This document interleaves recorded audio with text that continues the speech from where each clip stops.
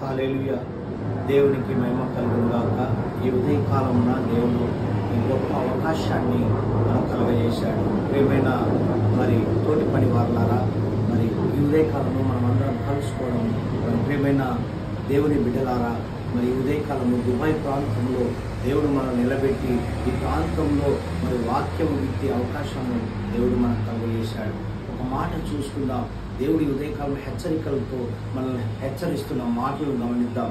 యూదా రాస్తాడు. యూదా రాసిన పత్రికలో ఒక చక్కని మాట 20వ వచనం చూస్తే ఇక్కడ గమనించండి. ప్రియులారా, మీరు విశ్వసించు అతి పరిశుద్ధమైన దాని మీద మిమ్మును మీరు కట్టుకొనొచ్చు, పరిశుద్ధాత్మలో ప్రార్థన చేయొచ్చు, నిత్య జీవార్థమైన మన ప్రభువు యేసుక్రీస్తు కనికరం కొరకు కనిపెట్టుచు దేవుని ప్రేమలో నిలుచున్నట్లు కాచుకొని ఉండుడి. హల్లెలూయా. ఎంత మంచి మాట. ప్రియులారా, ఎంత ముద్దుగా అంటున్నాడండి. మీరు విశ్వసించు.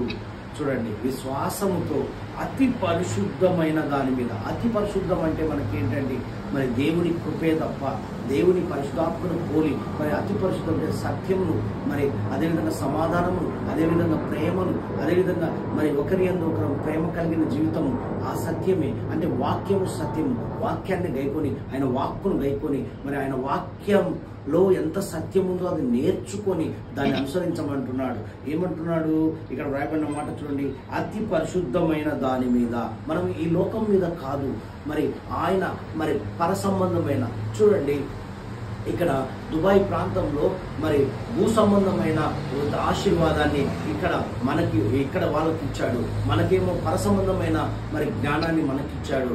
చూడండి, ఇక్కడ వాళ్ళకున్న ఐశ్వర్యము, ఆ సంపద, సిరి సంపదలు, ఆనందము, ఇటువంటి బ్లెస్సింగ్ మనకు కూడా అతి పరిశుద్ధమైన దాని మీద పెట్టినప్పుడు పర సంబంధమైనటువంటి ఆ ఐశ్వర్యంలో మనం ముందుకు వెళ్తాం. ఇక్కడ గమనించండి ప్రియమైన దేవుని బిడ్డలారా, చూడండి ఏమని రాయబడిందంటే, మిమ్మును మీరు కట్టుకొనొచ్చు. మనం కట్టుకోవాలండి. ప్రార్థన అనే ఆ కట్టడ, వాక్యం అనే కట్టడ, సంతోషం అనే కట్టడ, సమాధానం అనే కట్టడ, ప్రేమ అనే కట్టడ, ఒకరి యందు ఒకరు నిలువలేని పొరుగు అని ప్రేమించమని చెప్పిన ఆజ్ఞను పాటించే కట్టడ. ఇక్కడ గమనించండి ప్రియమైన దేవుని బిడ్డలారా, పరిశుద్ధాత్మలో ప్రార్థన చేయొచ్చు. పరిశుద్ధాత్మ కలిగి ఆత్మ ఆ మంటతో ప్రార్థన చేయాలి. చేసి నిత్య జీవార్థమైన మన ప్రభువు యేసుక్రీస్తు కనికరం కొరకు, ఆయన కనికరం కొరకు మనం కనిపెట్టుకునే వారిగా మనం ఉండాలి. ఆ కనికరం లేనిది మనం బ్రతకలేము. ఆ కృప లేనిది మనం బ్రతకలేము. ఆయన కనికరము, దయగల కనికరము మనకుండదండి.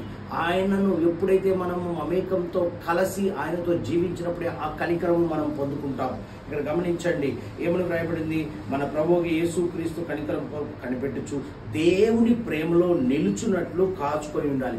ఆయన ప్రేమలో నిలిచి ఉండేటట్టుగా మనము కాచుకొని ఉండాలి. ఆ కాచుకొని కనిపెట్టుకునే జీవితం పరిశుద్ధాత్మలో మనం కలిగి ఉన్నప్పుడే, పరిశుద్ధాత్మ శక్తిని పొందుకున్నప్పుడే మనము కాచుకోగలుగుతాం, కనిపెట్టుకోగలుగుతాం. ఈ ఉదయకాలం అందుకే యోహాను భక్తుడు రాయబడిన మాటను గమనిద్దాం. ఎంత చక్కగా యోహాను సువార్త 4వ అధ్యాయంలో రాయబడిన మాటను చూస్తే ఇక్కడ చూడండి ఎంత చక్కగా 20వ వచనంలో రాయబడిన మాట చూడండి.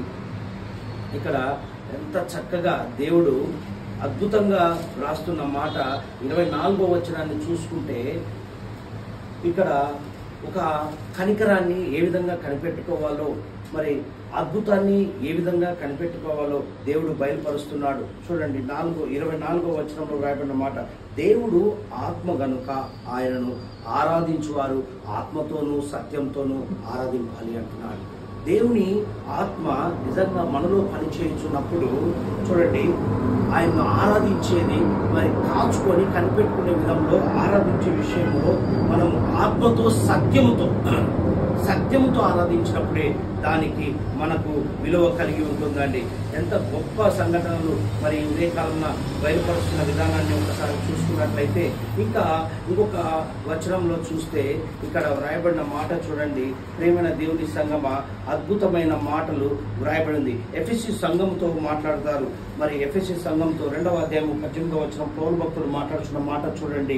ఇక్కడ వ్రాయబడిన మాట, ఆయన ద్వారానే మనము ఉభయములము ఒక్క ఆత్మయందు తండ్రి సన్నిధికి చేరగలము. చూసారా, కనిపెట్టుకున్నప్పుడు, కాచుకున్నప్పుడు, పరిశుద్ధాత్మలో కలిగి ఉన్నప్పుడు ఆయన ఆత్మ ద్వారా మనం ఏక మనసు కలిగి ఒకే ఐకత్వంతో ఆయన సన్నిధికి, చూడండి, ఆయన సన్నిధిని కలిగి ఉంటామంటున్నాడు. ఆయన సన్నిధికి చేరగలిగే యోగ్యత దేవుడు మనకిస్తాడు. పౌలు భక్తుడు చెప్తున్నాడు ఎఫెసీ సంఘంతో, ఆయన ద్వారానే మనము ఉభయులము, మనం కనిపెట్టుకొని కాచుకొని పరిశుద్ధాత్మ శక్తి ఉన్నప్పుడు ఏక మనసు, ఐక్యం కలిగి, సమాధానం కలిగి, సంతోషం కలిగి అందరము మరి ఇక్కడ ఏమంటారు, ఉభయులమై ఒక్క ఆత్మయందు, ఆ తండ్రి యొక్క ఆత్మయందే మనం ఆ ఒక్క ఆత్మయందే, చూడండి ఇక్కడ వ్రాయబడిన మాట, మరి తన తండ్రి సన్నిధికి, చూడండి, ఆ తండ్రి సన్నిధికి చేరగలమండి ఆత్మతో. ఆత్మ లేకపోతే మనము జీవించలేము. అందుకే మత్తయి సువార్తలో వ్రాయబడిన మాట చూస్తే ఇక్కడ చక్కని మాట వ్రాయబడి ఉందండి. ఎంత గొప్పగా మరి వ్రాస్తున్నాడో చూడండి. అద్భుతమైన సంఘటనలు దేవుడు ఈ దినము బయలుపరుస్తున్నాడు. ఒక్క మాట ఇక్కడ వ్రాయబడిన మాట చూస్తే చూడండి ఎంత అద్భుతంగా.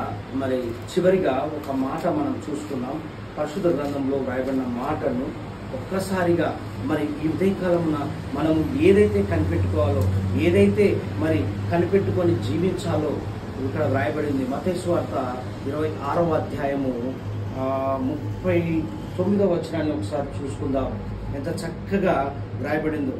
కొంత దూరము వెళ్ళి సాగిలపడి, యేసుక్రీస్తు ప్రభువారు కొంత ఆయన కనిపెట్టుకొని జీవిస్తున్న క్రమంలో మనకు నేర్పుతున్నాడు. కొంత దూరము వెళ్ళి సాగిలపడి, నా తండ్రి, చూడండి తండ్రికి చెప్తున్నాడు, సాధ్యమైతే ఈ గిన్నె నా యొద్ద నుండి తొలగిపోనిమ్ము, అయినను నా ఇష్ట ప్రకారము కాదు, నీ చిత్త ప్రకారమే కానిమ్మని ప్రార్థన చేస్తున్నారు. అంటే ఆయన జీవితంలో జరిగేది తండ్రి చిత్త ప్రకారమే, మన చిత్త ప్రకారము కాదు. చూడండి, ప్రార్థించాను. ఆయన మరలా శిష్యుల యొద్దకు వచ్చాడు. వచ్చి వారు నిద్రించుట చూచి, చూడండి, శిష్యులు యేసుక్రీస్తు ప్రభువు వారు చూసుకుంటాడులే అని చెప్పి వాళ్ళు నిద్రిస్తున్నారు. మరి నిద్రించుట చూచి, ఒక గడియైనను, చూడండి, ఒక గడియైనను నాతో కూడా మేల్కొని ఉండలేరా? చూసారా, ఒక్క క్షణము మేల్కొని ఉండే జీవితం మనకు లేదండి. ఒక క్షణము కనిపెట్టుకొని జీవించే గుణం లేదండి. కాచుకొని జీవించే గుణం లేదండి. పరిశుద్ధాత్మ శక్తిని పొందుకోవాలనే ఆసక్తి మనలో లేదండి. అందుకే మరి శిష్యులకు చెప్తూ మనకు కూడా చెప్తున్న మాటను గమనించండి. ఏమంటున్నాడంటే ఇక్కడ చూడండి, శిష్యుల యొద్దకు వచ్చి వారు నిద్రించుట చూచి, మనం నిద్రాసక్తులై ఉన్నాం, మనం కనిపెట్టుకునే జీవితంలో లేము, కాచుకునే జీవితంలో లేదు, పరిశుద్ధాత్మ శక్తిని మనం పొందుకునే శక్తిలో లేము, మనం లోకానుసారంగా జీవిస్తున్నాం. కాబట్టి మనల్ని హెచ్చరిస్తున్నాడు ఉదయకాలంలో, ఒక్క గడియైనను నాతో కూడా మేల్కొని ఉండలేరా? మీరు శోధనలో ప్రవేశించకుండానట్లు మెలకుగా ఉండి ప్రార్థన చేయుడి. మనం శోధనలో పడకుండా మనం ప్రార్థన శక్తితో ఉండాలి. ఆయన కనిపెట్టుకొని కాచుకొని ఆయన ఏమి వాక్కు రిలీజ్ చేస్తాడని ఎదురు చూసేవారిగా ఉండాలంటున్నాడు.